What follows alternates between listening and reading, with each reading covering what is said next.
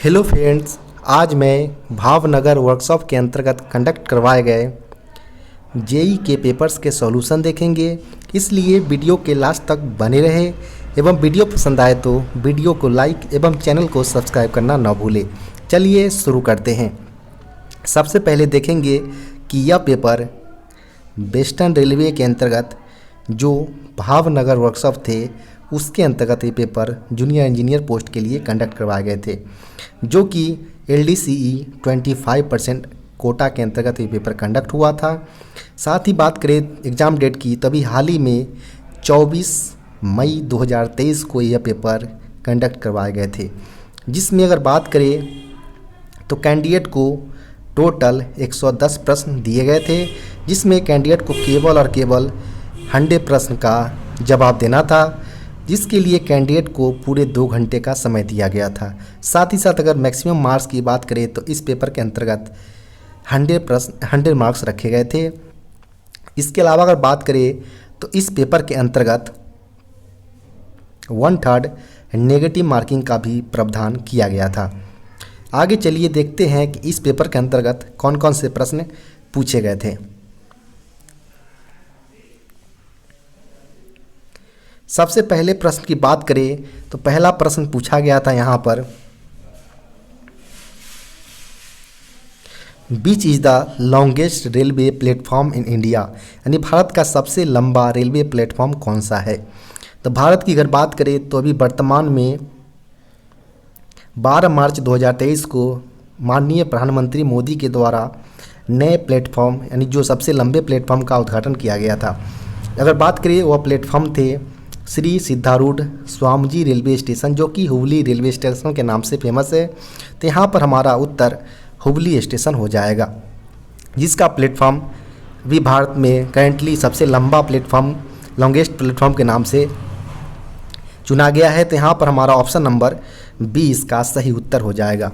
अगर इसकी लंबाई की बात करें लेंथ की, तो इसका लेंथ 1507 मीटर का अप्रॉक्स इसकी लेंथ है। वहीं दूसरे स्थान पर इससे पहले जो गोरखपुर रेलवे स्टेशन था उसकी लेंथ 1366 मीटर बताए गए हैं। नेक्स्ट प्रश्न की बात करें यहाँ पर तो पूछे गए हैं टॉलरेंस आर स्पेसिफाइड, यानी टॉलरेंस दिया जाता है, टॉलरेंस जो दिया जाता है स्पेसिफाई किया जाता है, वो किया जाता है दो हमारा जो बेसिक साइज होता है उसके अपर लिमिट और लोअर लिमिट के बीच को कंसीडर करके टॉलरेंस दिया जाता है। तो यहाँ पर अगर बात करें ऑप्शन नंबर की, तो ऑप्शन नंबर यहाँ पर बी उत्तर इसका हो जाएगा, because it is not possible to manufactures a size exactly. तो यहाँ पर ऑप्शन नंबर बी इसका सही उत्तर हो जाएगा। यानी अगर बेसिक साइज अगर 20 ले लिए हम अगर, तो यहाँ पर +2 और -1 जैसे हम यहाँ कंसीडर करें तो यहाँ पर +2 और -1 जो है वो हमारा बाइलेटरल टॉलरेंस हो जाएगा।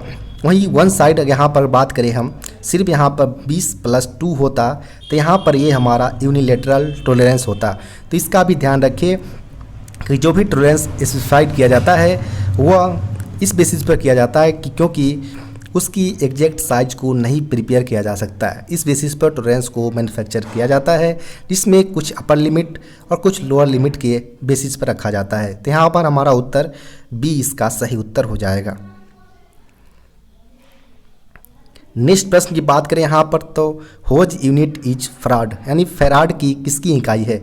तो जो फैराड है वह कैपेसिटेंस की यूनिट होता है। तो यहाँ पर हमारा उत्तर ऑप्शन नंबर डी इसका सही उत्तर हो जाएगा।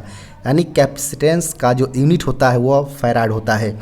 कैपेसिटेंस को हम सी से डिनोट करते हैं, जिसका फार्मूला होता है C = Q/V होता है। Q यहाँ पर होता है अमाउंट ऑफ चार्ज, जबकि V को डिनोट करते हैं हम potential difference between the conductors, यानी कंडक्टर के बीच में जो पोटेंशियल डिफरेंस होता है उसको हम V से डिनोट करते हैं। Q हमारा अमाउंट ऑफ चार्ज होता है।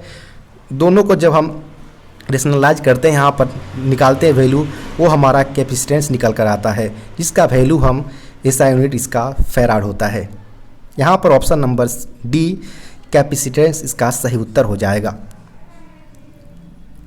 नेक्स्ट प्रश्न यहाँ पर है डीआरएम स्टैंड्स फॉर, यानी डीआरएम का विस्तृत रूप पूछा गया है। तो डीआरएम का विस्तृत रूप होता है डिविजनल रेलवे मैनेजर, यानी मंडल रेल प्रबंधक होता है, जो कि एक डिवीजन का मेन यानी चेयरमैन होता है। तो यहाँ पर ऑप्शन नंबर ए इसका सही उत्तर हो जाएगा। वहीं अगर आपसे जीएम का पूछा जाए, जो कि जोनल रेलवे जो हेड होता है, वो हमारा जनरल मैनेजर होता है, जिसका अगर हिंदी फॉर्म की बात करें तो महाप्रबंधक हम बोलते हैं।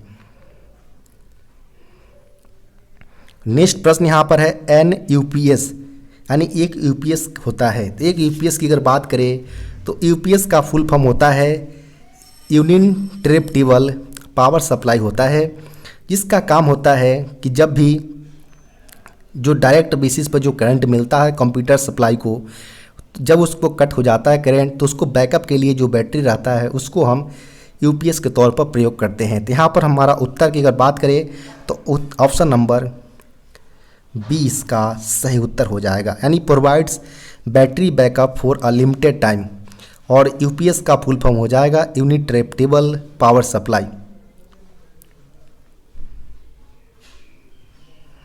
नेक्स्ट प्रश्न यहाँ पर है if time taken by any squad is 1000 hours and the allowed time is 1400 hours then the incentive percentage of that squad is, यानी यदि किसी स्क्वाड के द्वारा लिया गया समय 1000 घंटा है और अनुमेय समय 1400 घंटे है, तो उस स्क्वाड का प्रोत्साहन भत्ते का प्रतिशत कितना होगा।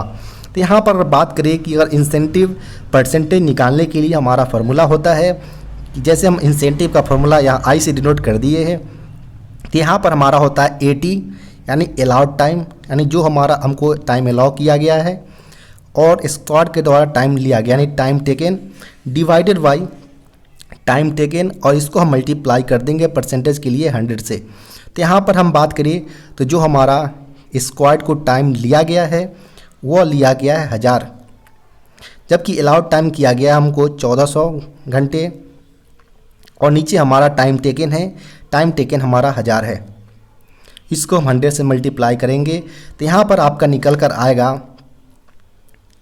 400 बाई 1000 इंटू 100। जब इसको आप सॉल्व करेंगे तो आपको 20 से 20 यहाँ कट हो जाएगा, 10 से यहाँ पर 10 कट कर देंगे, तो आपका इंसेंटिव निकल कर आएगा 40%। यहाँ पर ऑप्शन नंबर की अगर बात करें तो ऑप्शन नंबर यहाँ पर सी सही उत्तर हो जाएगा। नेक्स्ट प्रश्न की बात करें तो GPI in group incentive scheme stands for, यानी समूह प्रोत्साहन योजना में जीपीआई का अर्थ होता है। जीपीआई की अगर बात करें इंसेंटिव स्कीम के बेसिस पर, तो यहाँ पर ग्रुप प्रोडक्शन इंडेक्स इसका सही उत्तर हो जाएगा, जो कि ऑप्शन नंबर ए में है। तो यहाँ पर ऑप्शन नंबर ए इसका सही उत्तर होगा।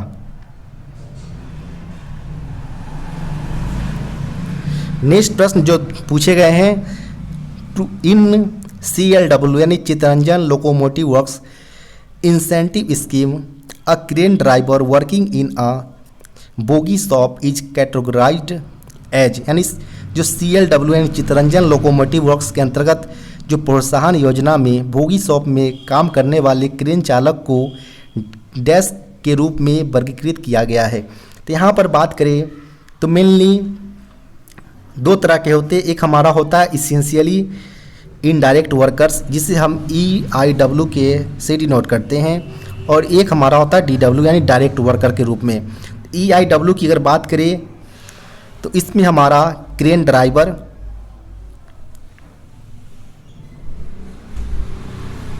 सेकेंड हमारा JE जो जूनियर इंजीनियर या SSC वगैरह होते हैं, वो हमारा इसेंशियली इनडायरेक्ट वर्कर के रूप में आते हैं। वहीं डायरेक्ट वर्कर के रूप की अगर बात करें तो डायरेक्ट वर्कर के रूप में सीनियर टेक्नीशियंस,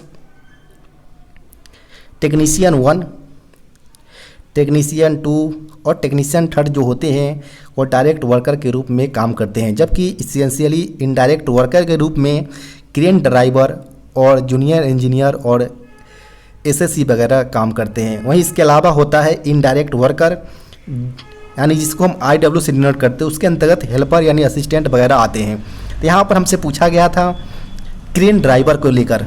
क्रेन ड्राइवर जो आएगा वो EIW यानी इसेंशियली इनडायरेक्ट वर्कर के रूप में आएंगे। तो यहाँ पर ऑप्शन नंबर की अगर बात करें तो ऑप्शन नंबर यहाँ पर C सही उत्तर हो जाएगा। नेक्स्ट प्रश्न की बात करें यहाँ पर, तो नेक्स्ट प्रश्न पूछे गए हैं the actual time recorded during time study in completions of the element is called as time, यानी टाइम स्टडी के दौरान एलिमेंट के समाप्ति पर रिकॉर्ड किए गए एक्चुअल समय को डैश टाइम कहा जाता है। अगर बात करें यहाँ पर जब भी एक्चुअल टाइम को रिकॉर्ड किया जाता है स्टडी टाइम के दौरान, तो उसको जो कंप्लीट होता है उसको हम अलॉट टाइम के नाम से जानते हैं, यानी ऑब्जर्व टाइम के नाम से जानते हैं। तो यहाँ पर हमारा ऑप्शन नंबर डी इसका सही उत्तर हो जाएगा, observe time, option number D.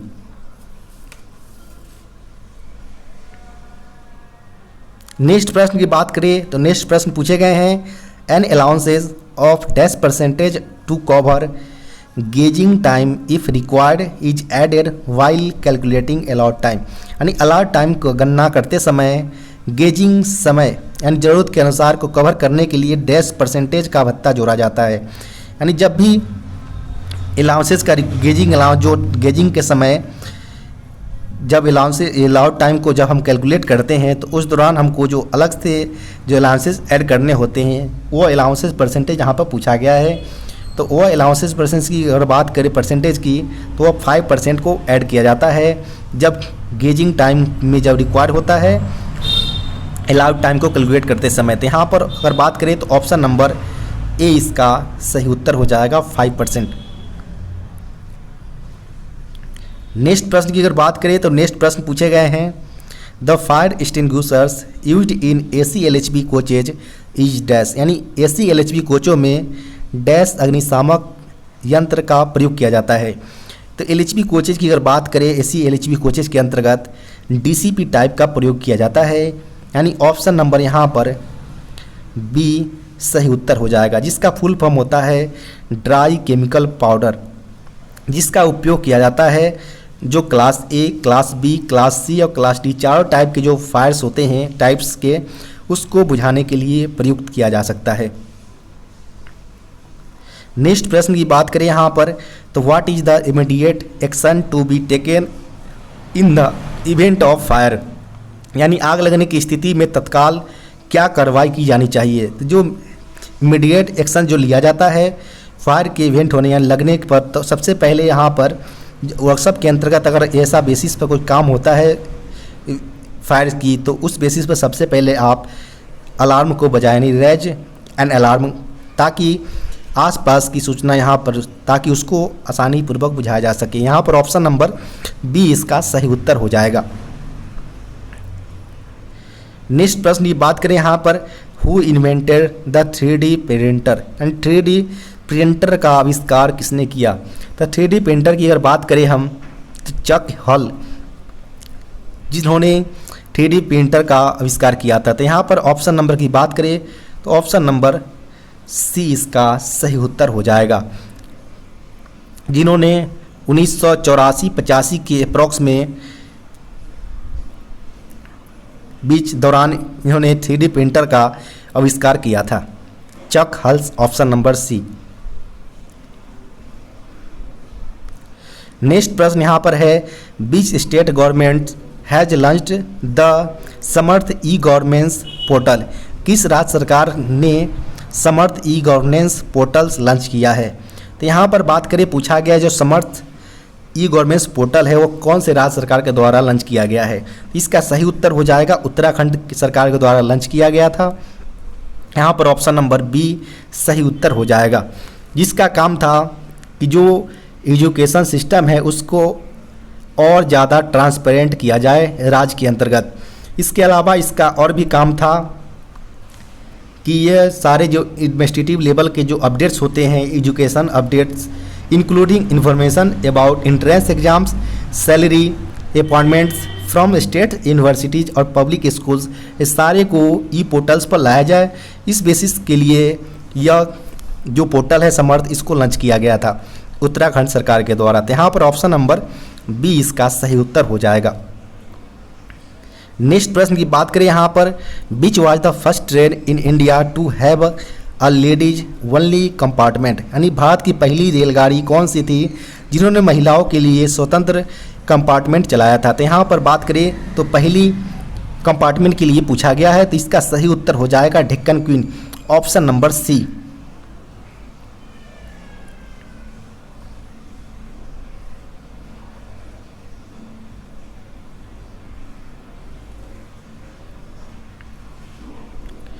Next प्रश्न की बात करें यहाँ पर, द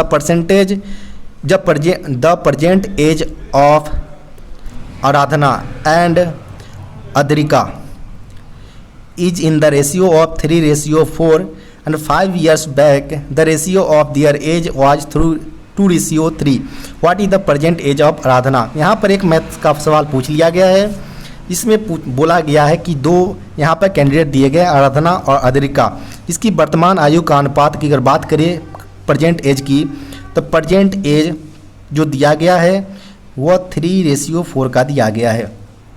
वहीं 5 इयर्स बैक में बोला गया है कि यह रेशियो 2:3 हो जाता है। तो यहाँ पर पूछा गया कि जो प्रेजेंट आराधना का एज होगा वह कितना होगा। तो यहाँ पर अगर बात करें हम, दोनों आप डिफरेंस देखेंगे कि एक का अंतर आ रहा है। तो यहाँ पर जो एक यूनिट का जो वैल्यू निकल कर आएगा वह 5 इयर्स के बराबर होगा। तो यहाँ पर अगर बात करें हम, तो प्रेजेंट एज आराधना को पूछा गया है, तो आराधना का जो रेशियो दिया गया है प्रेजेंट एज का वह 3 दिया गया है। तो आप यहाँ पर 3 यूनिट का वैल्यू निकाल लेंगे, तो 3 यूनिट का वैल्यू यहाँ पर सीधे सीधे 15 ईयर्स निकल कर आ जाएगा। तो यहाँ पर ऑप्शन नंबर की अगर बात करें तो ऑप्शन नंबर बी इसका सही उत्तर हो जाएगा, यानी जो प्रेजेंट एज होगा आराधना का वो 15 ईयर्स होगा। नेक्स्ट प्रश्न की यहाँ पर बात करें हम, तो नेक्स्ट प्रश्न दिए गए हैं, from a point P on a level ground the angle of elevation of the top tower is 30 degrees if the tower is 100 metre high the distance of point P from the foot of the towers is, यानी एक समतल जमीन पर स्थित एक बिंदु P से शीर्ष टावर का उन्नयन कोण 30 डिग्री दिया गया है। यदि टावर 100 मीटर ऊंचा है तो टावर के आधार से बिंदु P की डिस्टेंस यहाँ पर पूछा गया है। तो यहाँ पर सीधे सीधे यहाँ पर देखिए अगर, तो एक कोई टावर यहाँ पर टावर के जिक्र किए गए हैं, तो यहाँ पर एक टावर बना लेंगे जिसमें यहाँ बोला गया from a point P on a level, यानी ग्राउंड पर P हमारा एक P ले लिए हैं। यहाँ पर 100 मीटर हाई एक टावर है, तो यहाँ पर 100 मीटर हम एक टावर ले लिए। यहाँ पर बोला गया है कि जो टावर का जो B पॉइंट है, हाई पॉइंट टॉप पॉइंट, वह P पॉइंट के साथ 30 डिग्री का कौन एंगल बनाता है। तो यहाँ पर हमसे पूछा गया है कि जो टावर का बेस है जिसको हम A से कंसीडर कर ले, तो यहाँ पर A और P का डिस्टेंस पूछा गया है। तो यहाँ पर A और P के डिस्टेंस निकालने के लिए हमें 30 डिग्री का जो एलिवेशन एंगल है उसको यूज में लेना होगा। तो यहाँ पर जो हमारा रेशियो बन रहा है, तो यहाँ पर tan 30 डिग्री का प्रयोग करेंगे, जिससे हमारा परपेंडिकुलर और बेस का जो रेशियो निकल कर आएगा उस बेसिस पर यहाँ पर हम जो बेस का जो डिस्टेंस है वो निकाल पाएंगे। तो यहाँ पर अगर हम tan 30 डिग्री का यहाँ पर यूज करते हैं, तो यहाँ पर जिसका जो फार्मूला होता है tan 30 डिग्री का वो परपेंडिकुलर अपॉन बेस होता है। तो यहाँ पर अगर बात करें तो परपेंडिकुलर का जो हमारा लेंथ दिया गया है वो 100 मीटर है, बेस को हम x से कंसीडर कर लिए हैं। यहाँ पर tan 30 डिग्री का अगर बात करें हम, तो tan 30 डिग्री हमारा जो निकल कर आता है वो 1/3 का जो आता है 1/√3 होता है। यहाँ पर हमारा जो वैल्यू x का निकल कर आएगा वो 100 × √3 होगा। √3 का वैल्यू हमारा 1.73 होता है। इस प्रकार हमारा जो निकल कर आएगा जो लेंथ x का वो 173 निकल कर आएगा, जो कि A और P का बीच जो टावर के बेस और P पॉइंट के बीच डिस्टेंस होगा। तो यहाँ पर हमारा ऑप्शन नंबर की बात करें तो ऑप्शन नंबर हमारा C इसका सही उत्तर हो जाएगा। नेक्स्ट प्रश्न की बात करें यहाँ पर, the ratio between the length and the breadth of a rectangular park is 3:2. If a man cycling along the boundary of the park at the speed of 12 km/h completes one round in 8 minutes, then the area of a park in square meter is dash meters. यहाँ पर बोला गया है कि यहाँ पर length और breath यानी लंबाई और चौड़ाई के रेशियो दिया गया है किसी पार्क का 3:2। यदि एक आदमी पार्क की सीमा पर 12 किलोमीटर प्रति घंटे की गति से साइकिल चलाकर अगर कवर करता है तो 8 मिनट में एक चक्कर लगा पाता है। तो पार्क का क्षेत्रफल यहाँ पर पूछे गए हैं कि कितना मीटर होगा। तो यहाँ पर अगर बात करें कोई पार्क है हमारा, पार्क को अगर बात करें हम, तो यहाँ पर अगर हम दिया गया है कि जिसको चक्कर लगाने में हमारा 12 किलोमीटर से चलता है और 8 मिनट में एक चक्कर पूरा करता है। तो यहाँ से हम डिस्टेंस निकालेंगे कि टोटल कितना डिस्टेंस है वो कवर कर रहा है। तो 12 डिस्टेंस बराबर हमारा होता है स्पीड इनटू टाइम होता है। तो यहाँ पर बात करें स्पीड हमारा दिया गया 12 किलोमीटर/आवर। 12 किलोमीटर/आवर को हम यहाँ पर कन्वर्ट कर लेंगे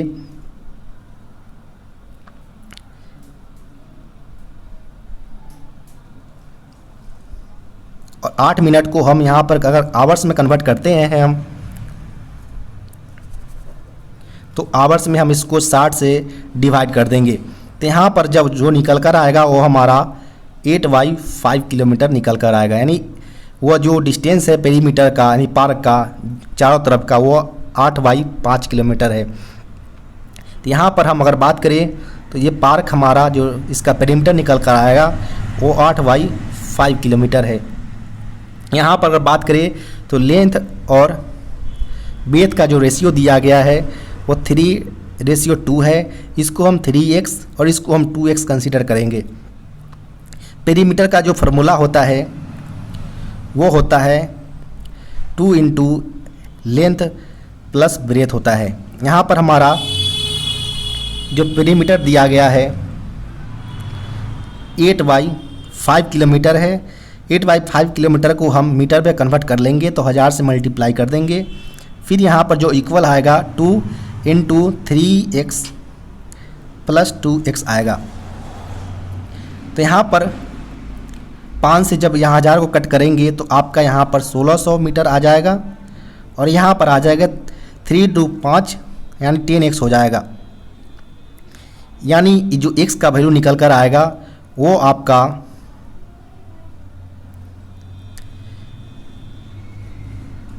160 आएगा। यानी यहाँ पर x का वैल्यू 160 है तो 3x, यहाँ पर x का वैल्यू जब आपका 160 है दिया गया मिल गया है तो इस प्रकार यहाँ पर एरिया पूछा गया है। तो एरिया जो होता है वो लेंथ इनटू ब्रेथ होता है। लेंथ हमारा 3x है और ब्रेथ जो दिया गया वो 2x दिया गया है यानी 6x² है। 6 यहाँ पर हम अलग कर लेंगे और x का वैल्यू 160 है तो 160 का स्क्वायर यहाँ पर हो जाएगा। जिसको आप वैल्यू यहाँ पर निकालना चाहे तो 6 × 256 100 हो जाएगा।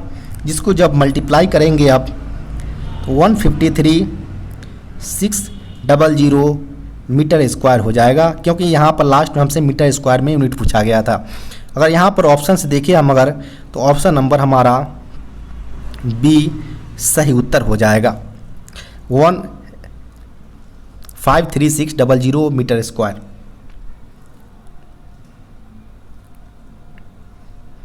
नेक्स्ट प्रश्न की बात करें यहाँ पर तो नेक्स्ट प्रश्न है a hollow iron pipe is 21 centimetre long and its external diameter is 8 centimetre.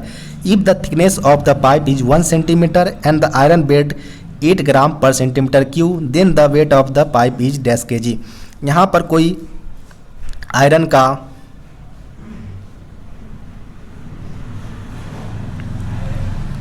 इस तरह से दिया गया है।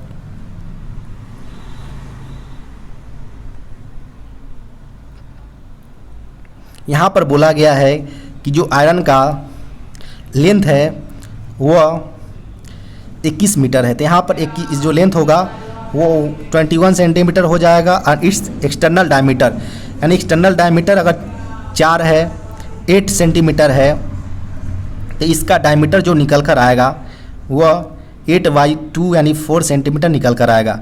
यानी जो बाहर का यहाँ पर जो डिस्टेंस निकल कर आएगा वो 4 सेंटीमीटर निकल कर आएगा और जो पाइप का थिकनेस है वो 1 सेंटीमीटर है। तो जो इंटरनल जो डायमीटर होगा ये हमारा बड़ा रेडियस हो गया, छोटा रेडियस हमारा 3 सेंटीमीटर होगा, क्योंकि जो थिकनेस दिया गया है वो 1 सेंटीमीटर का थिकनेस दिया गया है।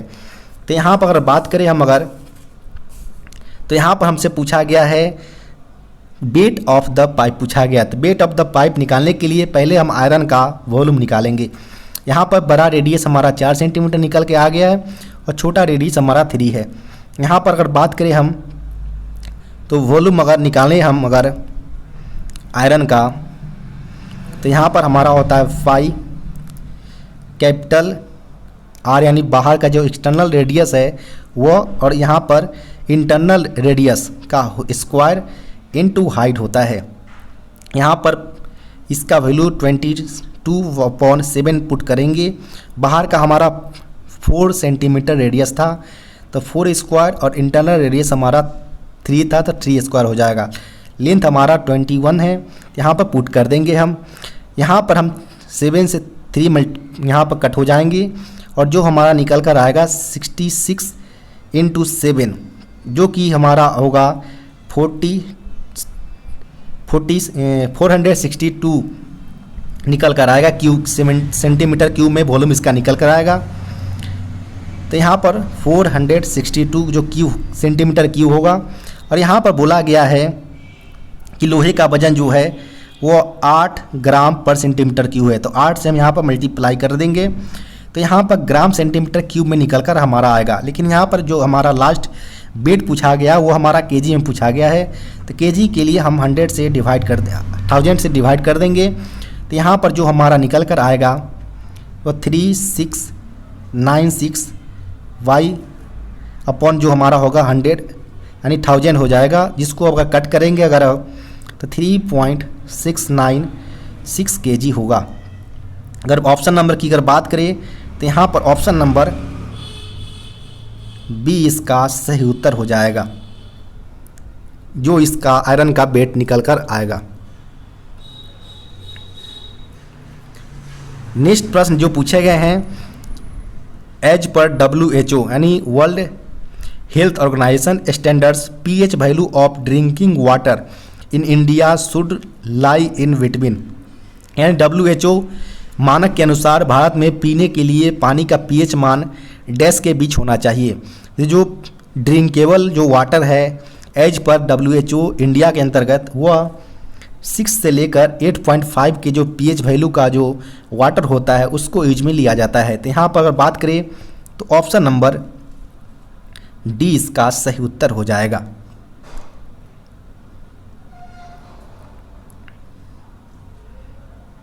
नेक्स्ट प्रश्न की बात करें यहाँ पर, by selling article for 450 I loss 20%, for what price should I sell it to gain 20%, यानी एक वस्तु को 450 में बेचने पर 20% की हानि होती है।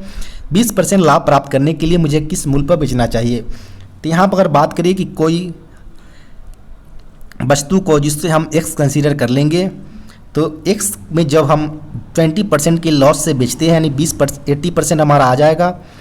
तो यहाँ पर हमारा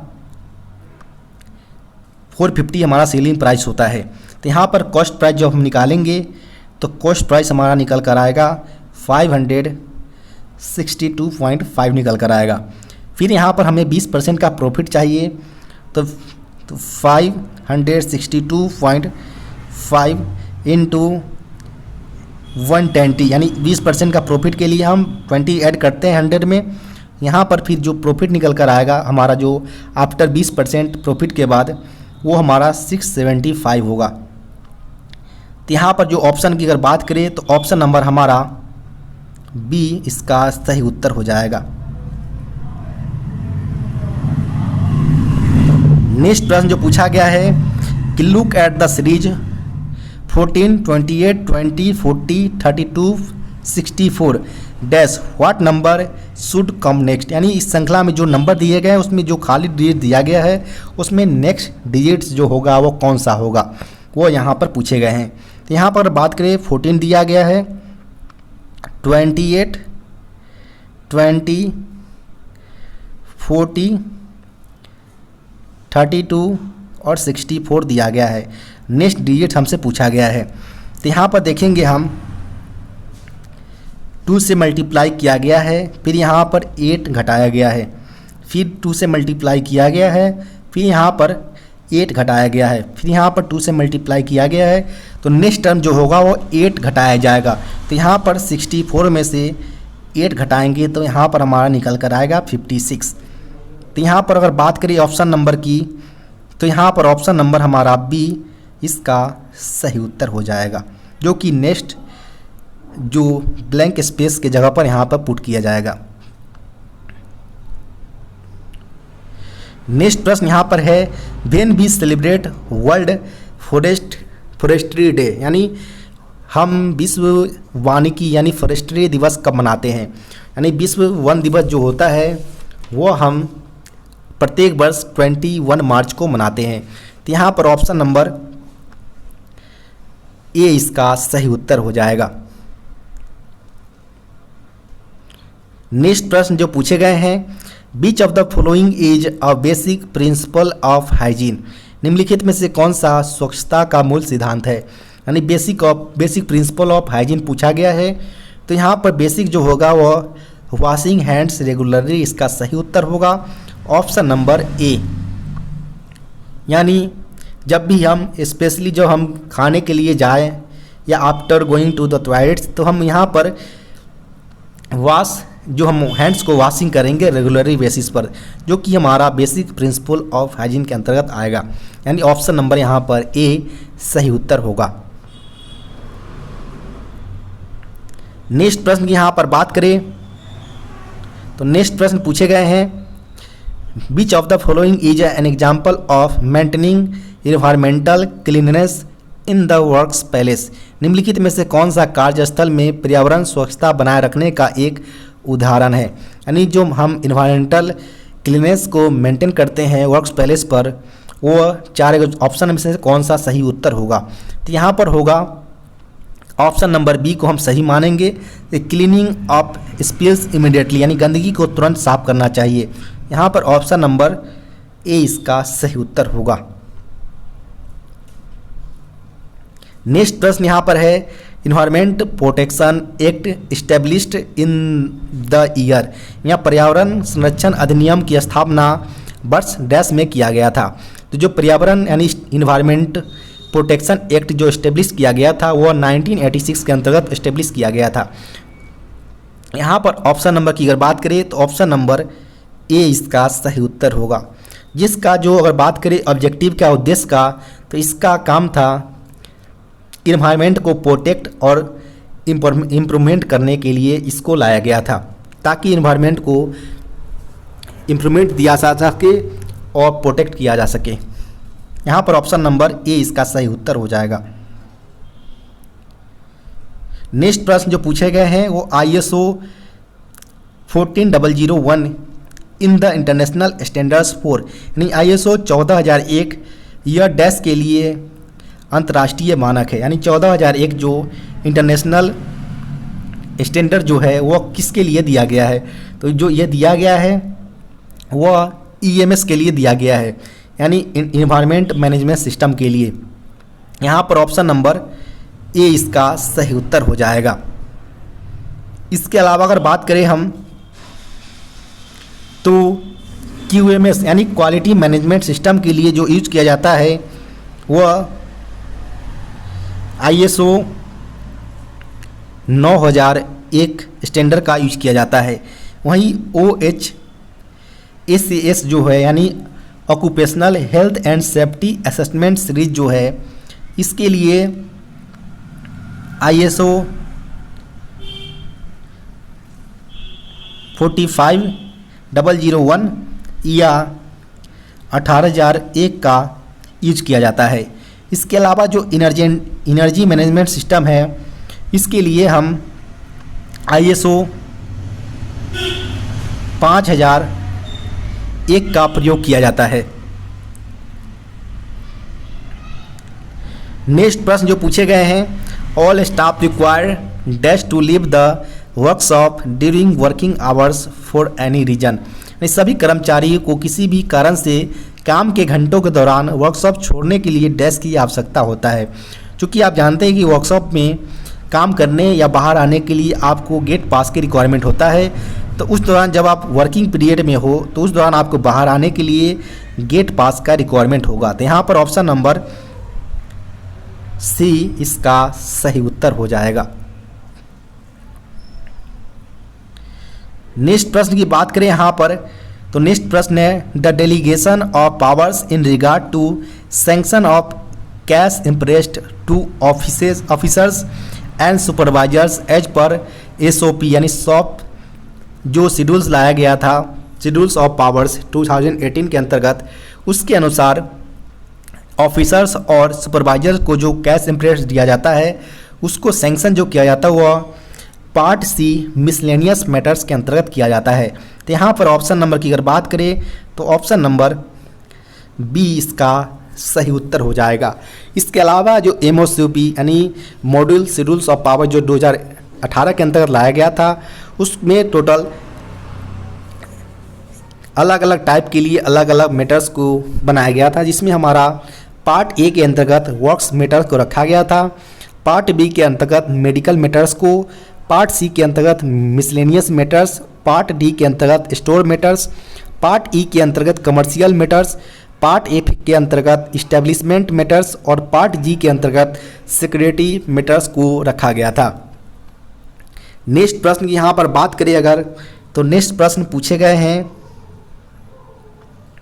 Which of the following details is or are required for receiving material on UDM यानी UDM पर सामग्री प्राप्त करने के लिए निम्नलिखित में से कौन से विवरण की आवश्यकता होती है। तो UDM का यहाँ पर फुल फॉर्म हो जाएगा यूजर डिपोर्ट मॉड्यूल, यानी जो हम स्टोर डिपार्टमेंट के अंतर्गत जो मटेरियल वगैरह की रिक्वायरमेंट हम डालते हैं तो उसमें हमें क्या क्या चीज़ का रिक्वायरमेंट होती है। तो इसमें हमारा क्वांटिटी का रिक्वायरमेंट होता है, स्टॉकिंग लोकेशन और जो इशू नोट नंबर है, इस सारे को हमको रिक्वायरमेंट होता है। तो यहाँ पर हमारा ऑल ऑफ द एबव इसका सही उत्तर हो जाएगा ऑप्शन नंबर D।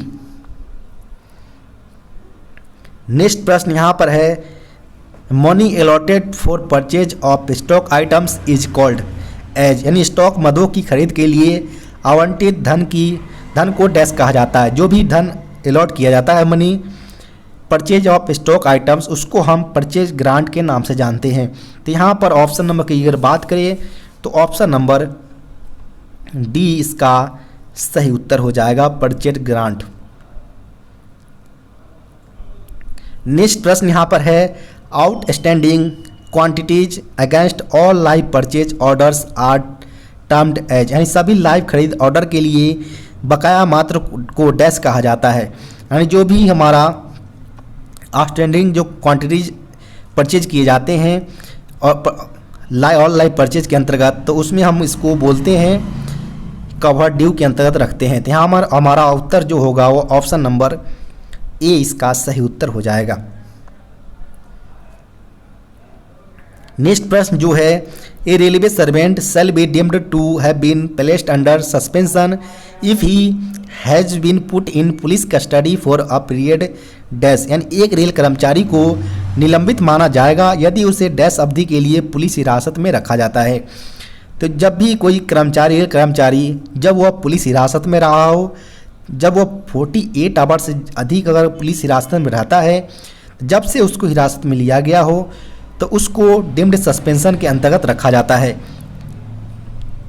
जिसके लिए SF2 इशू किया जाता है कर्मचारी को जब वह 48 आवर से ज़्यादा पुलिस हिरासत में रहता है। तो यहाँ पर ऑप्शन नंबर B सही उत्तर हो जाएगा। नेक्स्ट प्रश्न है censure is a dash penalty as per D&AR rules 1968 यानी जो डिसिप्लिन एंड अपील रूल्स 1968 लाया गया था उसके अनुसार सेंसोर यानी निंदा जो किया जाता है कर्मचारी को और कौन से पेनाल्टी के अंतर्गत रखा जाता है। तो जो माइनर पेनाल्टी होते हैं उसके अंतर्गत आपको जो stoppage of pass PTO, censure और जो डिग्रेशन जो किया जाता है इंक्रीमेंट वगैरह में, वो विदाउट कम्युलेटिव इफेक्ट जो होता है वो सारे माइनर पेनाल्टी के अंतर्गत ही होते हैं। तो यहाँ पर जो सेंस्योर पूछा गया था वो माइनर पेनाल्टी के अंतर्गत होता है, यानी छोटी शास्ति के अंतर्गत। यहाँ पर ऑप्शन नंबर ए इसका सही उत्तर हो जाएगा। इसके अंतर्गत कर्मचारी को स्टैंडर्ड फॉर्म 11 इशू किया जाता है। नेक्स्ट प्रश्न यहाँ पर है, as on date validity of privilege pass is dash month, यानी सुविधा पास की वैधता कितने मंथ की होती है। सुविधा पास की जो वैधता होता है वैलिडिटी वो 5 मंथ्स होते हैं। यहाँ पर ऑप्शन नंबर बी सही उत्तर हो जाएगा। इसमें अगर बात करें हम प्रिविलेज पासेस की, तो जो ग्रुप ए और बी के जो ऑफिसर्स होते हैं उसको शुरू से ही 6 सेट पास पर ईयर दिया जाता है, जबकि जो ग्रुप सी एंड डी के जो कर्मचारी है उसको 1 से लेकर 5 साल तक के लिए केवल और केवल एक प्रिविलेज पास इशू किया जाता है और 5 वर्ष के बाद 3 सेट प्रिविलेज पास इशू किए जाते हैं।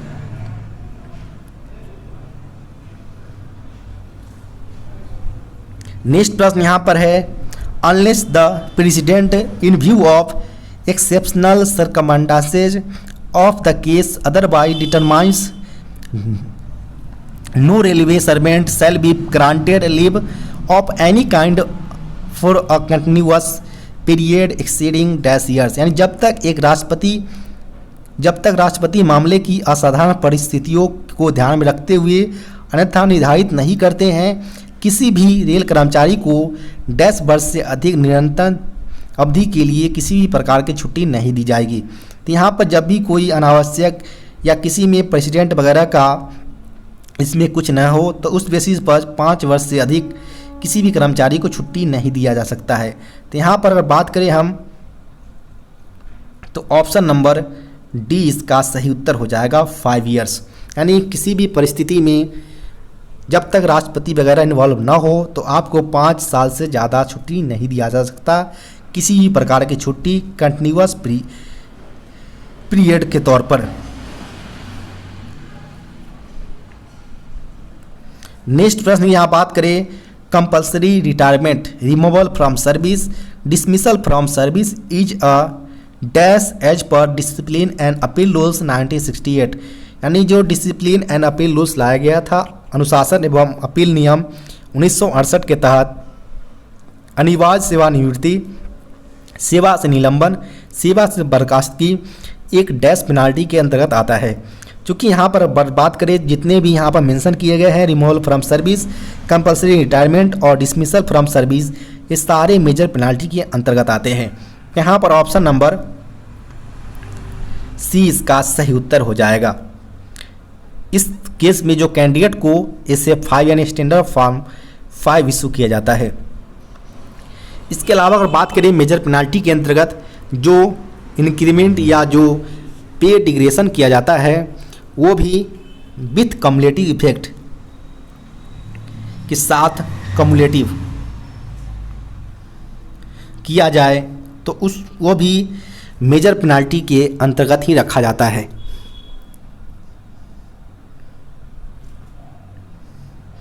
नेक्स्ट प्रश्न है, as per hours of employment and period of rest rules employees are classified into dash number of categories.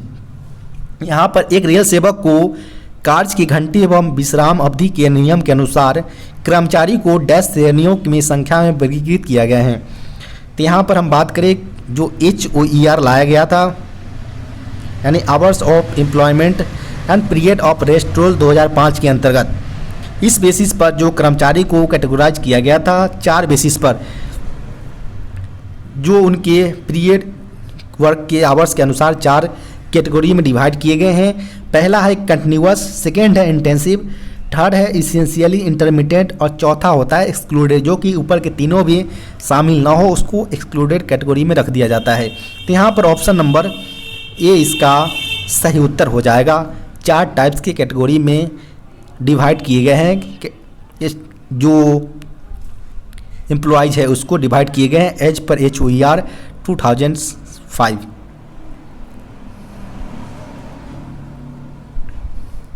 Next प्रश्न यहाँ पर है railway servant who is under work related illness and injury leave यानी WRILL is not entitled to earn, यानी railway कर्मचारी जो कार्य से संबंधित बीमार और चोटिल होता है वह डैश छुट्टी ले सकता है, नहीं ले सकता है, नॉट इंटाइटल्ड टू अर्न।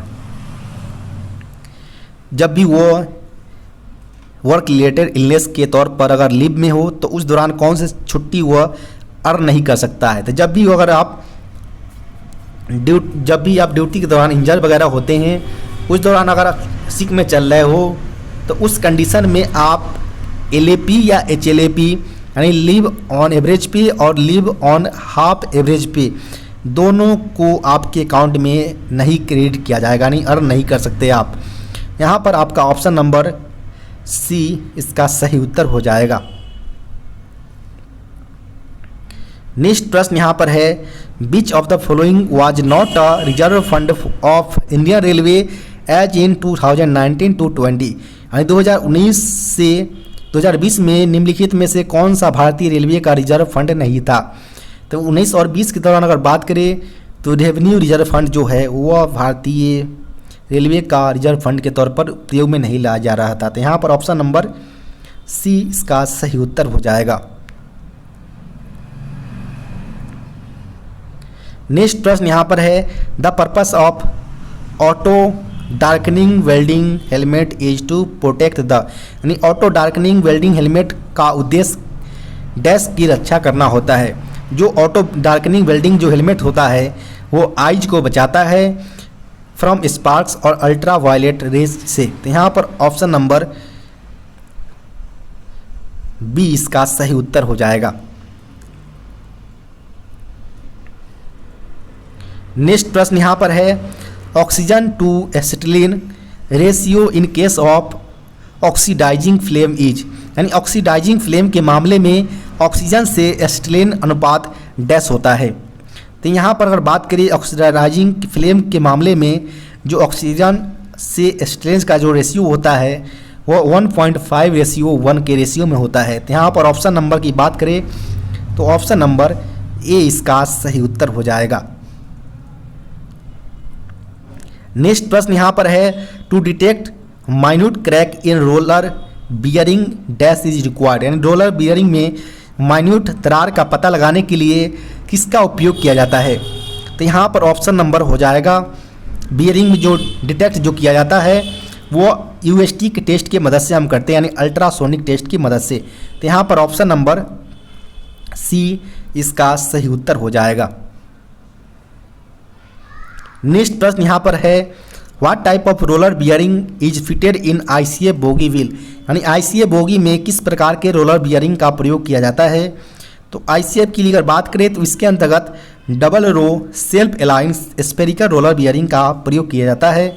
यहाँ पर ऑप्शन नंबर C इसका सही उत्तर हो जाएगा। नेक्स्ट प्रश्न यहाँ पर है which type of roller bearing is used in LHB coaches, यानी LHB कोचेज के अंतर्गत किस प्रकार के रोलर बियरिंग का प्रयोग किया जाता है। तो LHB कोच की अगर बात करें हम तो इसके अंतर्गत कार्टेज टेपर रोलर बियरिंग यानी CTRB का प्रयोग किया जाता है। तो यहाँ पर ऑप्शन नंबर C इसका सही उत्तर हो जाएगा। नेक्स्ट प्रश्न यहाँ पर है in first angle projection method object is assumed to be placed in which quadrant, यानी फर्स्ट एंगल प्रोजेक्शन विधि में वस्तु को कौन से चतुर्थांश में रखा जाता है। तो यहाँ पर हमारा अगर बात करें तो वर्तमान में 2 तरह के प्रोजेक्शन का प्रयोग किया जाता है।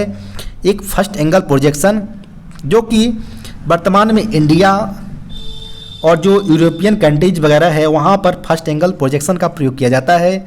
इसके अलावा जो थर्ड एंगल प्रोजेक्शन है वह USA के अंतर्गत प्रयोग किया जाता है। यहाँ पर फर्स्ट एंगल के लिए बात किया गया है, यानी भारत से रिलेटेड ये क्वाड्रेंट। तो यहाँ पर हम 4 क्वाड्रेंट बना देंगे। यहाँ पर हमसे बोला गया है कि जब फर्स्ट एंगल प्रोजेक्शन किया जाएगा तो ऑब्जेक्ट को कहाँ पर रखा जा सकता है। तो अगर बात करें कोई ऑब्जेक्ट है हमारा, कोई इस तरह से हम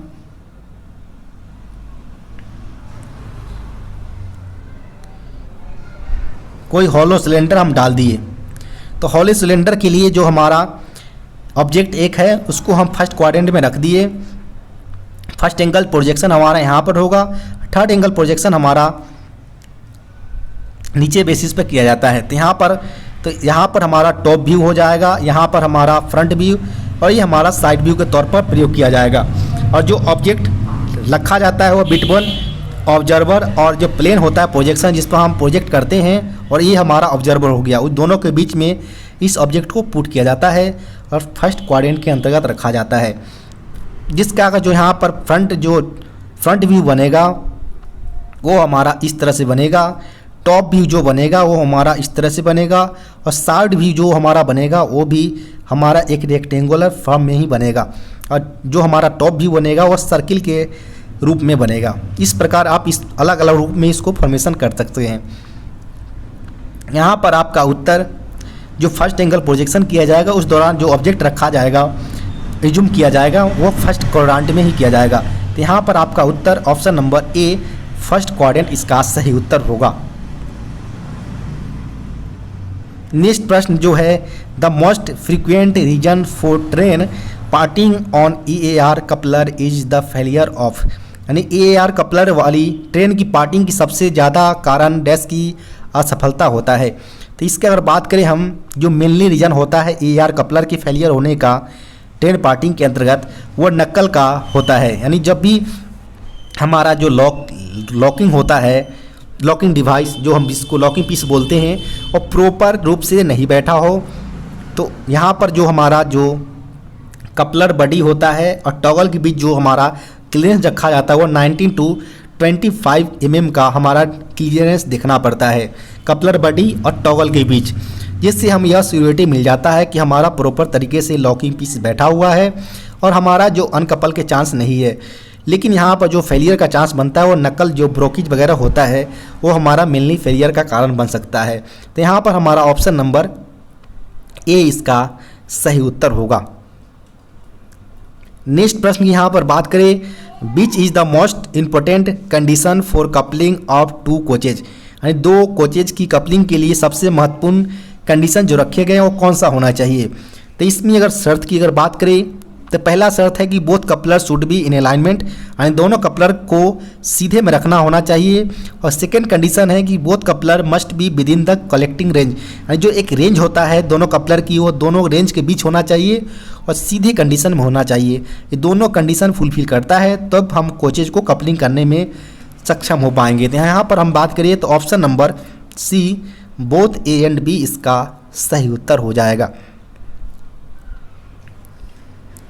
नेक्स्ट प्रश्न यहाँ पर बात करें तो how many types of shock absorbers are used in LHB coaches, यानी LHB कोचेज के अंतर्गत कितने प्रकार के शॉक एब्जॉर्बर का प्रयोग किया जाता है। तो बात करें हम अगर LHB कोचेज के अंतर्गत मेनली 4 प्रकार के शॉक एब्जॉर्बर प्रयोग किए जाते हैं। तो यहाँ पर अगर बात करें हम, पहला हमारा जो चारों चक्के पर लगा होता है प्राइमरी वर्टिकल डैम्पर, जिसकी संख्या जो होता है वो 4 की संख्या में होता है। फिर एक हमारा होता है secondary damper, secondary vertical damper, जिसकी संख्या पर बोगी 2 की संख्या में होता है, जो कि दोनों ईयर स्प्रिंग के पास लगा होता है। थर्ड जो होता है हमारा वो यो डैम्पर होता है, जिसका काम होता है जो कोच की बॉडी है और जो हमारा जो बोगी है उसको कनेक्ट करना होता है। इसका भी संख्या पर बोगी 2 की संख्या में होता है। लास्ट हमारा होता है लेटरल डैम्पर, जो कि लेटरल झटके वगैरह को उसको शॉक्स के रूप में बोगी को ट्रांसमिट करता है। तो यहाँ पर हमारा इसकी संख्या पर बोगी 1 होता है। टोटल आप ऐड करेंगे टोटल 9 हो जाएगा। लेकिन यहाँ पर हमसे प्रश्न पूछा गया था, टाइप्स पूछा गया था शॉक एब्जॉर्बर की, तो टाइप जो शॉक एब्जॉर्बर का होगा वो टोटल 4 की संख्या में होगा और टोटल जो शॉक्स प्रयोग किए जाएंगे पर बोगी वो 9 की संख्या में होगा। यहाँ पर हमारा ऑप्शन नंबर की बात करें तो ऑप्शन नंबर सी, यानी 4 प्रकार के हमारा शॉक एब्जॉर्बर प्रयोग किए जाएंगे। अगर आपसे प्रश्न पूछा जाता है यहाँ पर कि कितने टोटल संख्या में पर बोगी शॉक एब्जर्वर लगे होते हैं तो टोटल 9 हो जाएगा। और टाइप्स पूछा जाए तो टोटल 4 प्रकार के शॉक एब्जर्वर का प्रयोग पर कोच में किया जाता है, पर बोगी के अंतर्गत किया जाता है। नेक्स्ट प्रश्न यहाँ पर है, what is the buffer stroke in ICF coaches, यानी ICF कोच में बफर स्ट्रोक कितना होता है। तो ICF कोच की अगर बात करिए तो जो बफर स्ट्रोक होता है वो 127 होता है, यानी 127 mm। ऑप्शन नंबर ए इसका सही उत्तर हो जाएगा। नेक्स्ट प्रश्न यहाँ पर है, select the odd one regarding the safety fittings which are fitted in the coach for safety of passengers, यानी यात्रियों की सुरक्षा के लिए कोच में लगे सुरक्षा फिटिंग्स के संबंध में यहाँ पर ऑड खोजना है, ऑड यानी विषम खोजना चारों ऑप्शंस में से। क्योंकि 2 प्रकार के फिटिंग होते हैं हमारा, एक होता है एमिनिटी फिटिंग जिसे हम सुविधा फिटिंग के नाम से जानते हैं, और एक होता है सेफ्टी फिटिंग जिसे हम सेफ्टी पर्पस के लिए फिट किया जाता है। यहाँ पर हमसे पूछा गया है, जो ऑप्शन में 3 हमारा दिया गया सेफ्टी फिटिंग, और इसके अलावा जो चौथा होगा उसको हमको ढूंढना है। डोर कैचेज हमारा सेफ्टी फिटिंग के अंतर्गत आता है, विंडो बार्स भी आता है, और लगेज सिक्योरिटी जो चेंस होते हैं वो भी हमारा सेफ्टी फिटिंग के अंतर्गत आता है। लेकिन जो मोबाइल या लैपटॉप चार्जर पॉइंट है वो हमारा एमिनिटी फिटिंग के अंतर्गत आता है, यानी जो यात्री को सुविधा दिया जाता है वो मोबाइल और लैपटॉप को चार्ज करने के लिए, तो ये हमारा सेफ्टी फिटिंग के अंतर्गत नहीं आता है। यहाँ पर ऑप्शन नंबर डी इसका सही उत्तर हो जाएगा। नेक्स्ट प्रश्न यहाँ पर है, as per corrosion repair manual a component will require repair और replacement if it has lost more than %% of its thickness, otherwise cleaning और रिपेंटिंग शैल बी डन, यानी संक्षारण मरम्मत मैनुअल के अनुसार अगर कोई पार्ट्स की मोटाई में 10% से अधिक की कमी आ जाती है तो उसे मरम्मत या बदली करने की आवश्यकता होगी, अन्यथा सफाई और फिर से रंग रोगन किया जा सकता है। जब भी कोई पार्ट्स हो उसका एक लिमिट्स होता है, नहीं जब वो अपने लिमिट से ज़्यादा थिकनेस से ज़्यादा अगर वो घिस चुका है तो उस दौरान हम उसको रिप्लेस करते हैं, अदरवाइज उसको पेंट करने की रिक्वायरमेंट होता है। तो इसके लिए लिमिट रखा गया 20% तक, इससे ज़्यादा और होता है तो उसको हम रिप्लेस करते हैं या हम पेंटिंग करने की रिक्वायरमेंट हो जाता है। यहाँ पर ऑप्शन नंबर बी सही उत्तर हो जाएगा। नेक्स्ट प्रश्न यहाँ पर है, the test to check that the brake do not apply by reducing the BP pressure and brake pipe pressure at the rate of 0.3 kg per centimeter square in 60 seconds in single car testing is known as dash test, यानी single car testing में जब भी break pipe pressure 60 second में 0.3 kg पर centimetre square तक गिराने के बाद ब्रेक न लगे तो इस जांच को क्या कहते हैं। यानी 2 प्रकार के हम सिंगल कार टेस्टिंग के दौरान हम टेस्ट करते हैं मेनली, एक हमारा होता है सेंसिटिविटी टेस्ट और एक होता है हमारा इनसेंसिटिविटी टेस्ट।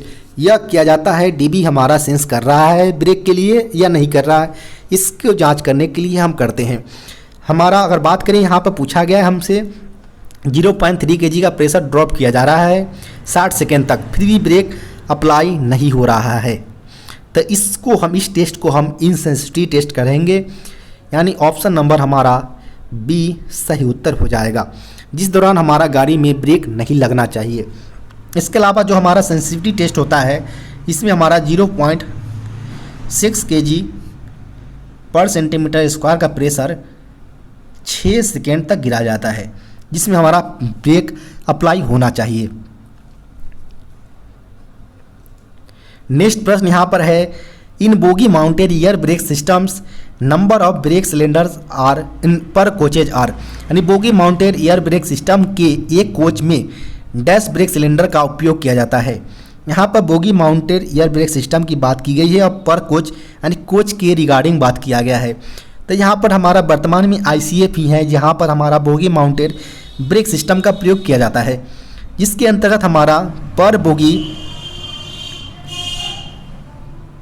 2 सिलेंडर का प्रयोग किया जाता है और 04 पर कोचेज के अंतर्गत।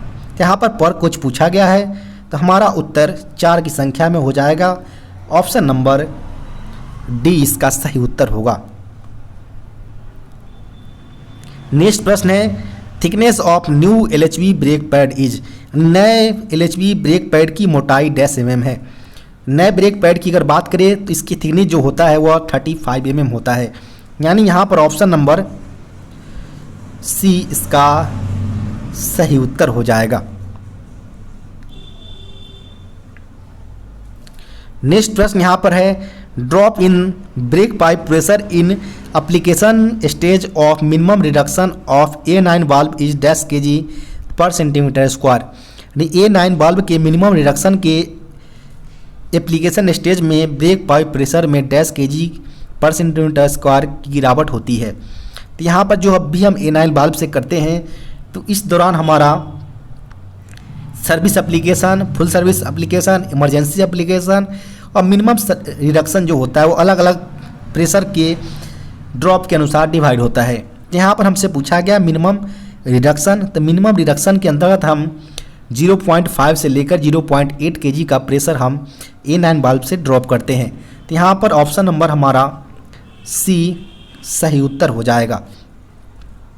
इसके अलावा जो हमारा सर्विस एप्लीकेशन होता है, सर्विस एप्लीकेशन में हमारा प्रेशर जो ड्रॉप किया जाता है वो 0.8 to 1 kg का प्रेशर ड्रॉप किया जाता है। वहीं फुल सर्विस एप्लीकेशन में हम प्रेशर जो ड्रॉप करते हैं वो 1 से लेकर 1.5 kg का प्रेशर ड्रॉप किया जाता है। जब और इसके अलावा हमारा एक होता है इमरजेंसी एप्लीकेशन, तो इमरजेंसी एप्लीकेशन में हम एवब 1.5 kg यानी 1.5 kg से ऊपर का जो प्रेशर हमारा आता है वो इमरजेंसी ब्रेक एप्लीकेशन के तौर पर देखते हैं। नेक्स्ट प्रश्न हमारा है, what is the purpose of dump valve and dump valve का उद्देश्य क्या होता है। डंप वाल्व का उद्देश्य होता है टू मेंटेन अप्रोक्सीमेट यानी लगभग सेम स्पीड मेंटेन करना होता है ऑल एक्सल पर। यहाँ पर अप्रोक्सीमेट शब्द का प्रयोग किया गया, इसको आप ध्यान रखें। सेकेंड ऑप्शन है यहाँ पर to protect wheel against skidding यानी व्हील को स्कीड होने से बचाना होता है। यानी दोनों ऑप्शन यहाँ पर सही उत्तर हो जाएगा। Option number C both A and B.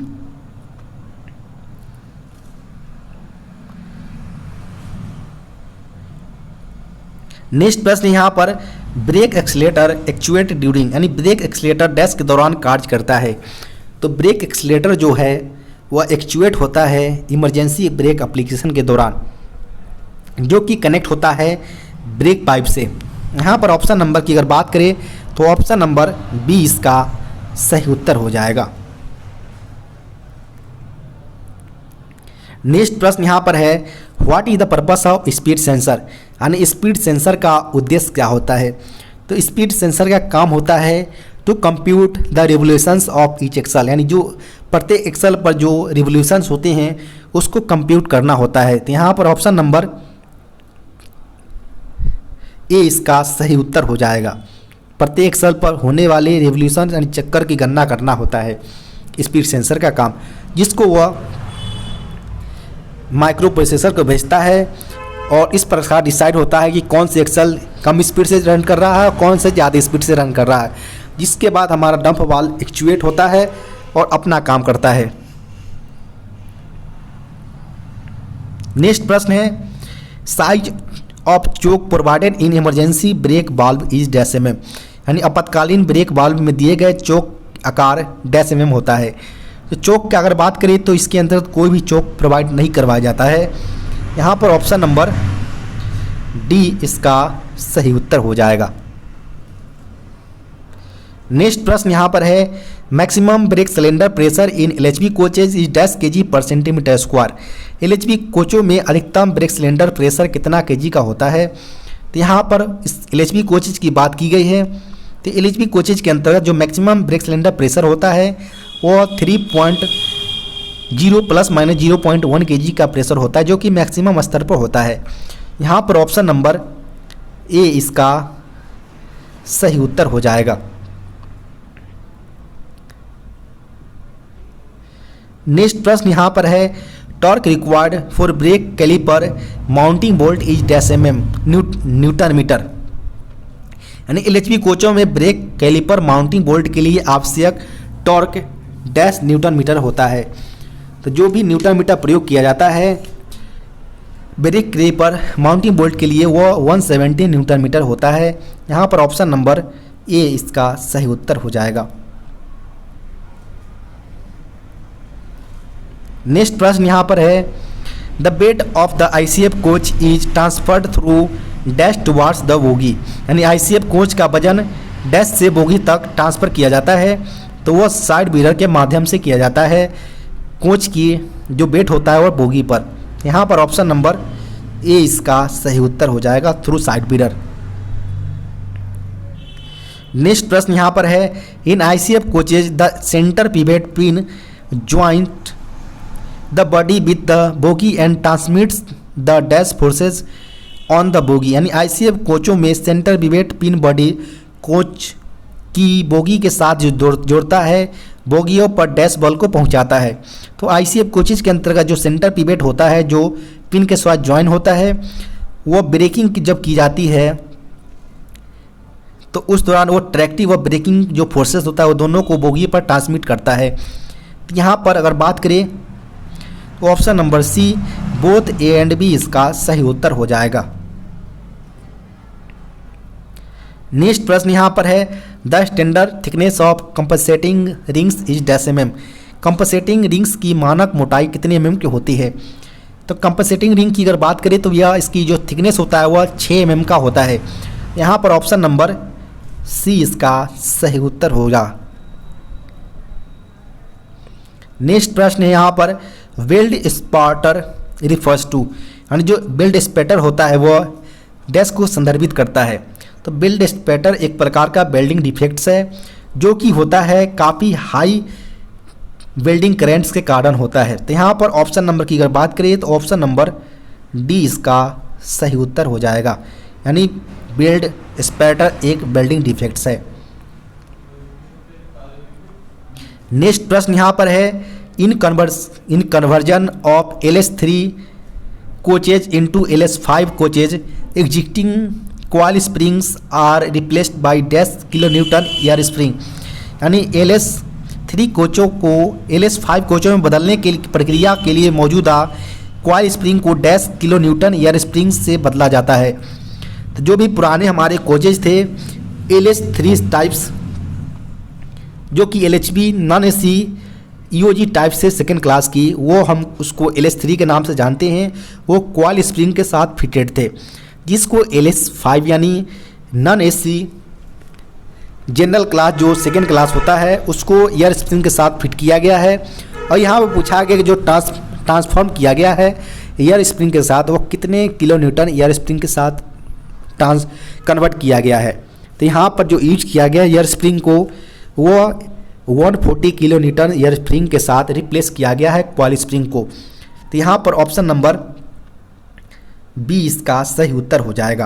अगर बात करें 140 किलो न्यूटन एयर स्प्रिंग की कलर की, तो इसका कलर बताया गया है रेड कलर।